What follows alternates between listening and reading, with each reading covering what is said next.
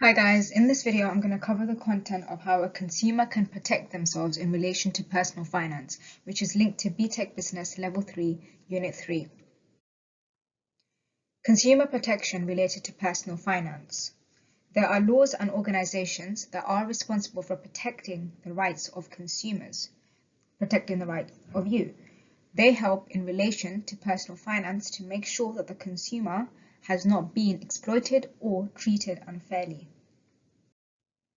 There are different methods of consumer protection, and they are the Financial Conduct Authority, the Financial Ombudsman Service, the Financial Services Compensation Scheme, the Office Fair Trading, and legislation in relation to consumer credit. Now I'm going to go through each one and talk about what they are and what their features are. So the first one is Financial Conduct Authority, the FCA.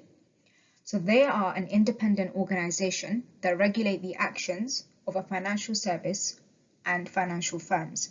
So they are funded by membership funds, which are charged to the financial service providers. For example, an insurance provider would be an example of a financial service provider. So the organization focuses on three areas: authorization, supervision, and enforcement. For authorization, they allow the financial service provider to trade. With supervision, they ensure that the procedures and practices is in the benefit of the consumer, and enforcement is that they use their power to make sure that the standards are maintained. Now, the Financial Ombudsman Service. They are an organization which are appointed by the government to represent the interest of the consumer when they come into dispute with a financial service provider. So they are funded by compulsory fees charged to all financial institutions, and additional fees are taken when they do take action against the institution. So they only become involved if the issue can't be sorted out between the consumer and the financial service provider themselves. Then the Financial Ombudsman Service will come in order to solve the dispute. The Financial Service Compensation Scheme. So they are an organization that's going to pay compensation to a consumer if the financial service provider can't do it. And they will protect all banks and building societies up to £85,000.